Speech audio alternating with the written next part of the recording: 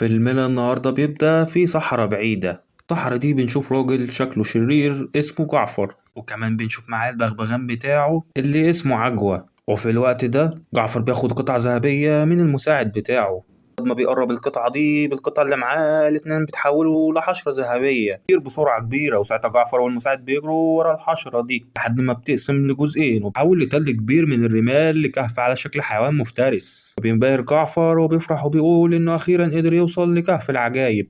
يطلب من المساعد إنه ينزل للكهف ده ويجيب له المصباح السحري وياخد باقي الكنز لنفسه. يفرح المساعد وبيبص على الكهف اللي بيكون خارج منه ضوء قوي جدا، ووقتها الكهف اللي على شكل حيوان بيبدأ يتكلم معاه وبيحذره وبيقوله إن في شخص واحد بس هو اللي مسموح إنه يدخل في المكان ده، ولأنه طيب جدا وقلبه نقي عن أي حد تاني. وبالرغم من التحذيرات دي جعفر بيطلب من المساعد إنه يتجاهل الكلام اللي سمعه. مجرد ما المساعد بيلمس أول سلمة الكهف بيقفل عليه وبيقتله، وبيرجع الكهف تاني لشكله الطبيعي وبيتحول لتل من الرمال. عجوة ياخد قطعتين الذهب وبيطلب من جعفر إنه ينسى فكرة المصباح دي نهائيا، لكن ساعتها جعفر ما بيهتمش وبيتجاهل كلامه وبيقول له إنه لازم يدور على الشخص اللي قلبه نقي. وبنروح بعدها المملكة الجميلة اسمها أغربة، وهناك بنشوف شاب اسمه علاء الدين ومعاه صديقه القرد اللي اسمه عبوه. وبنلاحظ إنه بيهرب من الحراس اللي اطردوه لأنه سرق رغيف عيش، وبنشوفه وهو بينط على الحبال وبيقع على الأرض. وبالرغم من كده الحراس بتفضل تجري وراه وبتطارده، ولما رئيس الحرس بيمسكه بيجي عبوه بيشتت رئيس الحرس وبيخليه يتوه عنه، وبيدي فرصة لعلاء الدين علشان يهرب من المكان. وفي الوقت ده علاء الدين بيفضل يتفادى سيوف الحراس بأعجوبة، وبنفهم إنه شخص طيب جدا اضطر يسرق علشان بس يقدر يعيش. وبيجري علاء الدين والحراس بتجري وراه وبيفضلوا يطاردوه في كل مكان بيروحوا، وبيطلع فوق برج عالي وبيبعد عنهم وبينط وبيتعلق في عبوه. بتستمر المطار الهارد دي وسط شوارع المملكة لحد ما علاء الدين بيطلع على سلم معين وبياخد عبوه وبينط من الشباك بالبساط. وساعتها الحراس كلهم بيقعوا في الوحلة، على عكس علاء الدين اللي بينزل بسلام بفضل البساط في العيش عليه هو وعبوه. ولكنه قبل ما ياكلوا بيشوف طفلين صغيرين فبيدوروا على أي حاجة ياكلوها، وساعتها علاء الدين بيتعاطف معاهم بيروح يديهم الجزء بتاعه. ساعتها عبوه بيقلده وبيعمل زيه وبيدي الجزء بتاعه للأطفال اللي بيفرحوا جدا جدا. وبعدها علاء الدين بيروح يتفرج على موكب الأمير اللي بيكون جاي علشان يتقدم لبنت السلطان الأميرة ياسمين. وبنفهم من كلام الناس إن الأميرة ياسمين رفضت كل العرسان اللي جم علشان يتقدم لها. وفجأة الطفلين الصغيرين بيجروا ورا بعض في الموكب، وللأسف الحصان بتاع الأمير بيكون على وشك إنه يدوس عليهم، وبسبب اللي حصل ده الأمير بيتضايق جدا وبيكون عاوز يضربهم، ولكن علاء الدين بيتدخل ويمنعه على آخر لحظة. فبيتعصب الأمير وبيزق علاء الدين في الوحل، وفي الوقت ده كله بيكون الموجودين بيفضلوا يضحكوا عليه. وساعتها علاء الدين بيتريق على الأمير وبيقول لعبوه إنه نادر لما يشوف حمار راكب على حصان. بدأ الأمير يتريق عليه هو كمان وبيقول له إن اتولد فار سكك وهيموت وهو فار سكك، وبيسيبه وبيدخل القصر. وللأسف الكلام ده بيضايق علاء الدين وبياخد عبوه عشان يرجعه للبيت. وفي الطريق علاء الدين بيغني وبيقول ممكن يكون فار سكك ولكن قلبه كبير. وبيطلع لبيته اللي بيكون على سطح بيت من البيوت وبيفضل يتفرج على قصر السلطان، وبيقول انه اكيد احواله ما تتغير وانه كده كده هيبقى امير. وفي تاني يوم بنشوف الامير اللي جاي متعصب بيقول للسلطان ان اول مره يتهان بالشكل ده. وساعتها السلطان بيروح لياسمين وبيتعصب من النمر بتاعها عمله في الامير. فبتقول له ياسمين ان النمر بتاعها ده اسمه راجا وانه كان بيلعب مع الامير المغرور ده السلطان. وبيقول لها انت لازم تبطلي ترفضي كل العرسان اللي بيتقدموا لك، وبيفكرها ان قانون المملكه بيلزمها انها تتجوز امير قبل عيد ميلادها اللي جاي. فبتقول له ياسمين انها مش عاوزه تتجوز غصب عنها، وانها لو هتتجوز يبقى لازم تتجوز اللي بتحبه. وبتفكروا انها عمرها ما خرجت بره القصر ولا حتى كان ليها اصحاب غير راجا، وبتفهمه انها لو ما كانتش اميره اكيد كانت هتكون مبسوطه. فبتعصب السلطان من كلامها بيسيبها وبيمشي. وبعد شويه ياسمين بتروح تفتح القفص للعصافير تحررهم اما السلطان فبيروح علشان يقابل جعفر. وبنفهم من كلامهم مع بعض ان جعفر يبقى هو المستشار الملكي، وبيطلب السلطان من جعفر انه يشوف له حل في موضوع جواز ياسمين، وده لانها بترفض كل العرسان اللي بتقدموا لها. فبيوعدوا جعفر انه هيشوف له حل، وبيعرف انه هيحتاج الجوهرة الزرقاء اللي في الخاتم بتاعه. ولما السلطان بيرفض يديها لجعفر بيستخدم عصايته السحرية اللي على شكل أفعى وبيقدر يسيطر على السلطان وبيخليه يديله الجوهرة. وبيدخل جواه وبيقول لعجوة إنه على وشك إنه ياخد مكان السلطان ويحكم المملكة. وبالليل في حديقة القصر بنشوف ياسمين اللي بتودع النمر الرجا وبتقول له إنها مش هتقدر تستنى هنا لحد ما الأمير ما يجوزها غصب عنها. فبيساعدها رجا إنها توصل للسور وبيحزن لأنها مشيت. وفي تاني يوم في السوق بنشوف عبوه وهو بيشتت واحد من البايعين. دي الفرصة لعلاء الدين علشان يسرق بطيخة. وفي نفس المكان بنشوف ياسمين اللي بتكون مبهورة جدا بمنظر السوق والحاجات اللي بتتباع فيه. وبمجرد ما علاء الدين بيشوف جمالها بينبهر بيها جدا وبيفضل مراقبها لحد السوق.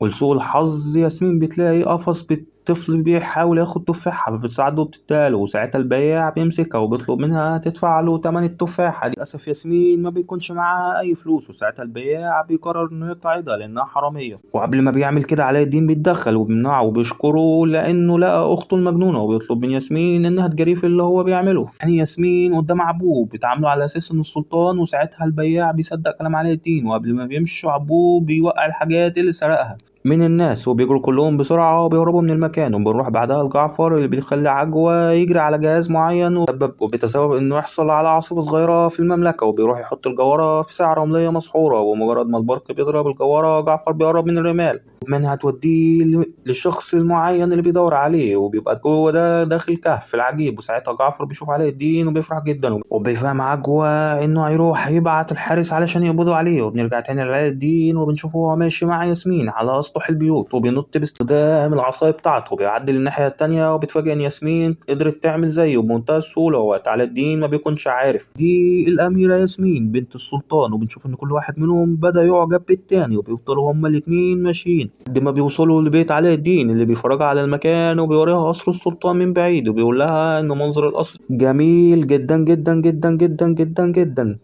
وانه متأكد ان العيشة جواه اجمل بكتير من سيرة الاكل ومطاردة الحراس ليه. ولكن ياسمين بتكون شايفة عكس الكلام ده. شايفة ان علاء الدين بس بيتهيأ ومش اكتر. وده لأنها كانت مجبرة على كل حاجة في حياتها. وبعد شوية علاء الدين بيديها تفاحة وبيسألها عن سبب حزنها. فبتقول له ياسمين إنها هربت من بيتها ومش هتقدر ترجع تاني مهما حصل. طب علاء الدين وبيقعد جنبها وبيسألها عن السبب. فبتشرح له ياسمين إن والدها عاوز يتجوزها غصب عنها. فبيستغل علاء الدين إن عبوه كان عاوز يسرق التفاحة بتاعتها وبيكذب وبيقول لياسمين إن عبوه شايفها بنت جميلة جدا ونفسه يعمل أي حاجة علشان يساعدها. وبمجرد ما بيقربوا هما الاتنين من بعض بيتفاجئوا بالحراس اللي جايين عليهم. علاء الدين بيسأل ياسمين إذا كانت واثقة فيه. وبمجرد ما ياسمين بتقول له أيوة علاء الدين بياخدها وبينط وبيقع في مكان آمن.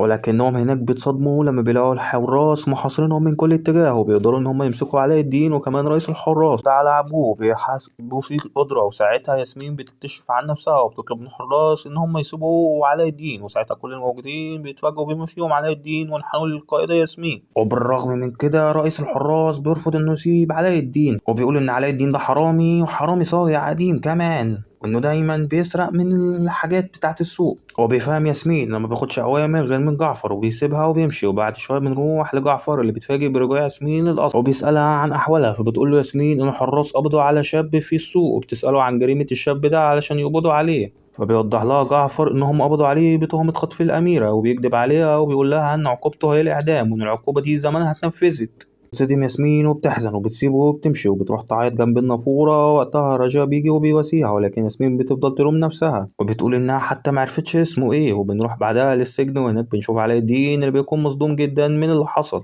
وفجأة أبوه بيدخله من الشباك وبيفضل يتريق عليه وده لأنه كان مغروم بالأميرة ياسمين بنت السلطان. وساعتها علاء الدين بيقول إن أكيد مش هيشوفها تاني وبيطلب منه إنه يفك السلسلة اللي هو مربوط بيها. ومجرد ما أبوه بيحرره بيجي فجأة رجل عجوز بيقول لعلاء الدين إن هما الاتنين مع بعض هيقدروا يعملوا المستحيل. فبيستغرب علاء الدين وما بيكونش فاهم هو قصده إيه. وساعتها الراجل العجوز بيعرفوا إنه في كهف اسمه كهف العجايب وإنه مليان كنوز كتير ملهاش مثيل وإنه بالكنوز دي هيقدر يبهر ياسمين.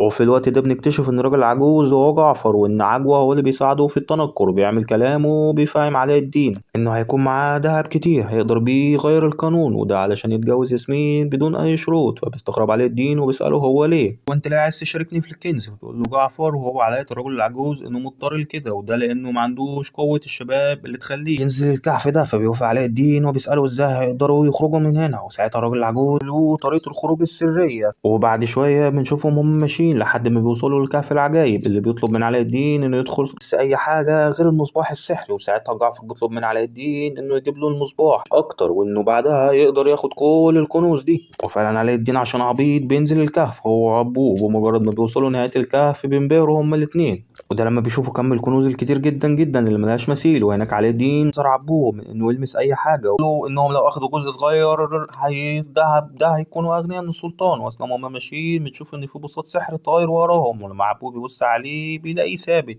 وما بيتحركش. ساعتها البساط ده بيفضل يلعب مع عبوه، اللي مجرد ما بيشوفه وهو بيتحرك بيجري وبيترعب جدا. وفي الوقت ده علاء الدين بينبهر لما بيشوف البساط السحري اللي بيجيب له الطاقية وبيديها ليه، وبيمشي وهو متضايق. وساعتها علاء الدين بيطلب منه انه يستنى وبيسأله اذا كان يقدر يساعدهم ويدولهم على المكان المصباح السحري. ففتح البساط وبيطلب منهم يجوا وراه، وبيفضلوا كلهم ماشيين لحد ما بيوصلوا للمس المصباح اللي بيكون على قمة مجموعة من الصخور. وساعتها علاء الدين بيطلب من عبوه انه يستناه هنا، وبيسيبه بينط على الصخور علشان يروح يجيب المصباح. مجرد ما عبوه بيشوف جوهرة كبيرة بينبهر بيها وما بيكونش قادر يفهم ايه دي، وفي نفس الوقت ما بيكونش قادر يسيطر على نفسه. ساعتها البساط بيمسكه وبيحاول انه يمنعه علشان ما ياخدهاش. وفي نفس اللحظة دي علاء الدين بيوصل للمصباح وبياخده وبيكون منبهر بيه جدا ومستغرب من السبب اللي مخلي الراجل العجوز عاوز المصباح ده.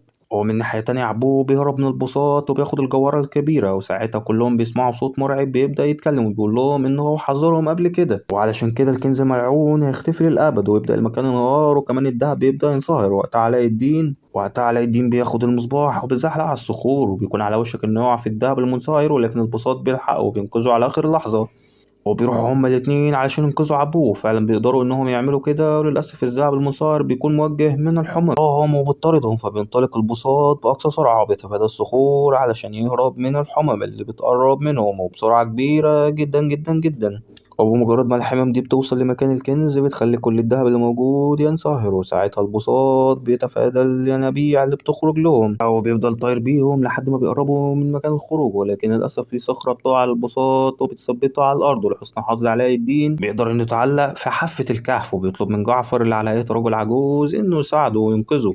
بمجرد ما جعفر بيشوف حبوه وهو بيساعد علاء الدين بيضربه وبيكون عاوز يقتل علاء الدين بالخنجر بتاعه، ولكن وقتها حبوه بيعضه من ايده. فبيتعصب جعفر وبيرميه مع علاء الدين في الكهف. ولحسن الحظ البساط انه يحرر نفسه وينقذ علاء الدين وعبوه على اخر لحظة. اما بالنسبة لكهف العجايب فبيتقفل تماما. وساعتها جعفر بيكون فرحان جدا، ولكن بعدها بيتصدم لما بيلاقيش المصباح معاه. وبنروح وقتها للسلطان اللي بيفضل يواسي ياسمين وبيسألها عن سبب حزنها. فبتعيط ياسمين وبتفهمه اللي حصل واللي جعفر عمله. بنرجع تاني لعلاء الدين بعد ما بيفوق وبيكون متضايق لأن الراجل العجوز خدعه، ولكن عبوه بيفاجئ بيوريه المصباح. غير علاء الدين وبيمسح المصباح علشان يقرا المكتوب عليه. وساعتها المصباح بيحصل له حاجة غريبة، إنه دخان كتير. من وسط الدخان ده بيظهر جني شكله غريب، واللي بيبدأ إنه يرحب بعلاء الدين وبيتعرف عليه وبيقول له إنه بقاله 10,000 سنة محبوس في المصباح ده. وبنفهم من تصرفاته مع البساط إن هما الاتنين بيعرفوا بعض. وساعتها علاء الدين ما بيبقاش فاهم أي حاجة من اللي بتحصل، وبيكون مقتنع إن دي هلاوس بسبب الخبطة اللي اتخبطها على دماغه. وبالرغم من كده الجن بيفضل عارض قوته السحرية اللي ملهاش تمثيل وبيعمل أي حاجة وهو عايز يعملها. وبيوضح لعلاء الدين إنه هيحقق له 3 أماني،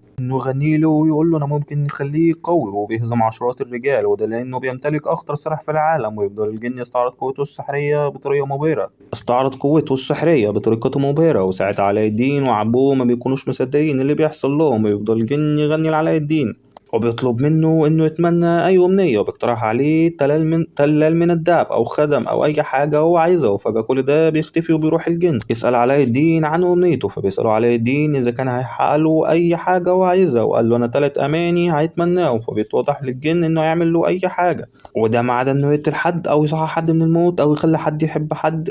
وفي الوقت ده علاء الدين بتيجي له فكرة وبيفضل يتريق على الجني وبيستفزوه، بيقول له إن الجني تقليدي مش هيقدر يخرجه من هنا. فبتعصب الجني منهم هما الاتنين وبياخد علاء الدين وعبوه على البساط وبيخرجوا من الكهف. وفي الوقت ده جعفر بيكون راجع للقصر، وهناك السلطان بيفضل يلومه ويطلب منه ما ينفذش أي حكم على المساجين من غير ما يرجع له. فبيعتذر له جعفر، وكمان بيعتذر الأميرة ياسمين اللي بتكون متضايقة منه جدا وبتقول إنها لما هتبقى السلطانة أول حاجة هتعملها هي إنها هتطرده. بمجرد ما ياسمين والسلطان بيمشوا جعفر بيتضايق جدا وما قدرش ياخد المصباح السحري، وبكده عمره ما هيبقى السلطان مهما حصل. في الوقت ده عجوة بيقلد صوت ياسمين وبيفضل يكرر نفس الكلام اللي هي قالته. فجأة بتجيله فكرة وبيقول لجعفر إنه لو قدر يتجوز الأميرة هتبقى هو والسلطان، وساعتها هيقدر يعمل اللي هو عاوزه. فبيضحك جعفر ضحكة شريرة جدا وبتعجبه الفكرة دي، وبيقرر إنه ينفذها علشان يبقى هو السلطان.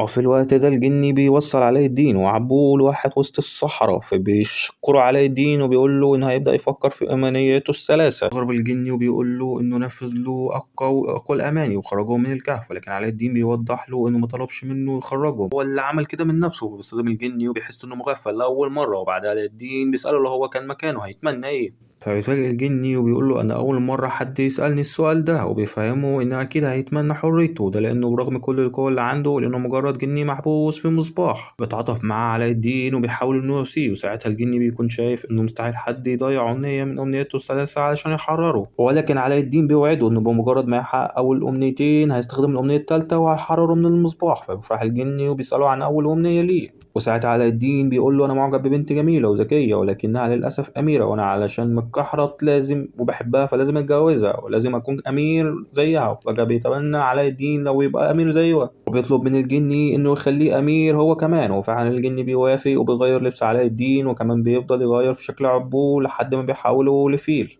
فبيترعب عبوه وبيروح يتعلق في شجرة، وبيتحمس الجني وبيستخدم قوته السحرية في تجهيز علاء الدين علشان يخليه أمير. وبنروح بعدها لجعفر بعد ما يروح للسلطان وبيعرفوا انه لا افضل حل لمشكلة جواز الاميرة ياسمين، وبيقول له انا ممكن اتجوزها، وبيقول له ان القانون بيقول ان الاميرة لو ما اختارتش عريس في الوقت المحدد يبقى لازم تتجوز المستشار الملكي اللي هو جعفر.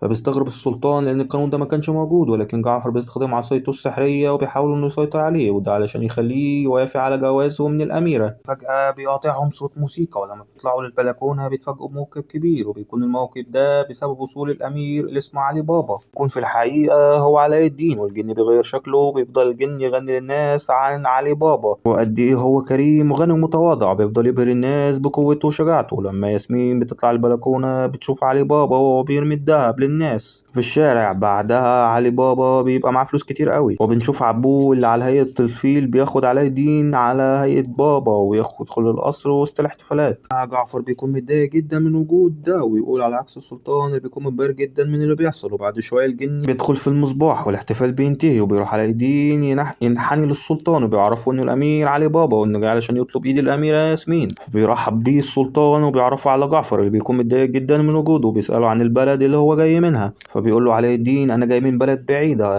انت ما تعرفش عنها حاجة. وفي الوقت ده السلطان بيكون منبهر بعلي بابا وبيبقى شايف انه افضل امير جه تقدم للاميرة ياسمين. جعفر بيعارضه وبيفضلوا هم التلاتة يتخانقوا اذا كانت الاميرة ياسمين هتوافق ولا لا. وفجأة بتيجي ياسمين وبتكون متضايقة من تصرفاتهم ده لأنهم بيحددوا مستقبلها هي، وبتلومهم وبتسيبهم وبتمشي. فبيعتذر السلطان لعلاء الدين عن اللي حصل وبياخده علشان يتفرج على القصر. وفي الوقت ده جعفر ما بيكونش عارف ان ده علاء الدين، وبيقول انه لازم يتخلص من الامير علي بابا ده في اسرع وقت وممكن بالليل. وعلاء الدين ما بيكونش عارف ازاي يتصرف مع ياسمين بعد اللي حصل، فبيقترح الجني انه يعترف لها بالحقيقه ويقول لها ان هو علاء الدين وتصرف معاه على طبيعته. ولكن علاء الدين ما بتعجبوش الفكره دي، وبيأكد له ان لو ياسمين اكتشفت حقيقته مش هتقدر تتجوزه بسبب القانون. قرر انه يستمر في كذبه وبياخد البساط وبيروح لها بلكونتها وبينادى عليها، وساعتها ياسمين بتستغرب من انه وصل لها هنا وبتطلب منه انه يمشي بسرعه اللي راجع يخوفه، لكن بمجرد ما بتشوفه من غير الطاقية بتشبع عليه وبتسأله اذا كانت قابلته في السوق قبل كده. توتر على الدين وبيتهرب منها وبيقول لها انه احيانا بيبعت الخدم بتوعه للسوق. ساعتها ياسمين بتقول له انه امير مغرور زي كل العرسان اللي بيجولها، وبتطلب منه يمشي من هنا او ينط من البلكونه. فبيعتذر لها علاء الدين عن سوء تصرفه وبينط من البلكونه فعلا.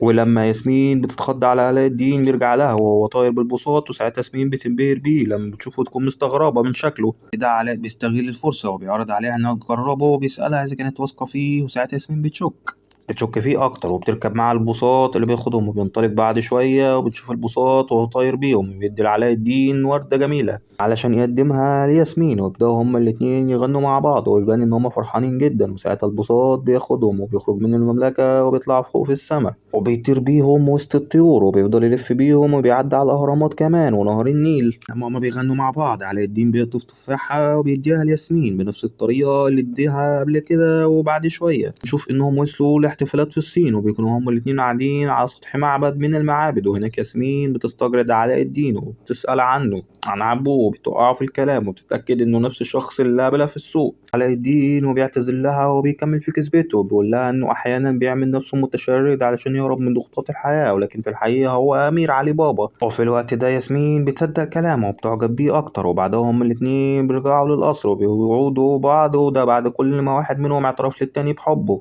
وبنسيب علاء الدين بيطير بالبساط وهو في قمة سعادته، لكن فجأة الحراس بيمسكوه بيقيدوه هو والبساط وكمان عبوه. وساعتها جعفر بيجي وبيتريق عليه وبيطلب من الحراس إن هم يتخلصوا منه، وفعلا الحراس بياخدوا علاء الدين وبيروحوا يرموه في البحر، وكمان بيكونوا رابطينه بسلسلة علشان تسحبه للقاع ما يقدرش ينقذ نفسه. في وقت ده علاء الدين حاول إنه يوصل للمصباح اللي بيكون واقع جنبه، لكن للأسف ما بيقدرش يوصل ليه ويفقد الوعي، ولحسن الحظ المصباح بيتدحرج على الرمال وبيلمس علاء الدين، وساعتها الجني بيخرج منه. علاء الدين بيبقى فاقد الوعي ما بيقدرش إنه يتمنى أي حاجة، أو في الوقت ده الجني بيقدر إنه يكسر القواعد وبينقذ الأمنية التانية أو بينفذها، وبياخد علاء الدين وبيخرجوا من البحر على آخر لحظة. وبعد ما علاء الدين بيفوق بيروح يحضن الجني لأنه أنقذ حياته، وبنروح بعدها لياسمين اللي بيبان عليها إنها فرحانة جدا، ولكن فجأة السلطان بيجي وبيعرفها إنه قرر يجوزها لجعفر، ووقتها بنلاحظ إن جعفر مسيطر على السلطان بالعصاية بتاعته. أما ياسمين فبيبان إنها مصدومة من كلام السلطان، وبتقول له إنها قررت تتجوز الأمير علي بابا، فبيدخل جعفر وبيفهمها إن علي بابا مشي ومش هيرجع تاني. لكن فجأة علاء الدين بيوصل وبيواجه جعفر بيوضح لهم إنه حاول يقتله. لحسن الحظ علاء الدين بياخد باله إن في حاجة غلط، وبيلاحظ إن جعفر بيتحكم في السلطان عن طريق الخصاية بتاعته، وبيمسك العصاية وبيفشخها وبيديها للسلطان وبيفوق السلطان بعد ما يكون ضربوا قلمين على بعض كده. وبيكتشف حقيقة جعفر وبيقول للحراس امسكوه ولو تطولوا تحبسوه احبسوه، ولكن للأسف جعفر بيشوف المصباح في الطاقية بتاعت علاء الدين وبيطمع وبيبقى عايز ياخدها، وبيستخدم حيلة ويهرب من الحراس بسرعة. وقتها السلطان بيكون مصدوم من اللي حصل، ولكنه لما بيدرك إن ياسمين قررت تتجوز علي بابا بيبقى جدع جدا وفرحان جدا جدا، وبيقول لهم إن هما الاتنين لايقين على بعض، وإن علي بابا هيبقى هو السلطان الجديد للمملكة. مع علاء الدين من اللي بيسمعه من ناحية تانية بنشوف جعفر في مخبأه وسر، وبنلاحظ إنه فرحان جدا وبيستغرب عجوة وبيكون شايف إن جعفر خلاص اتجنن.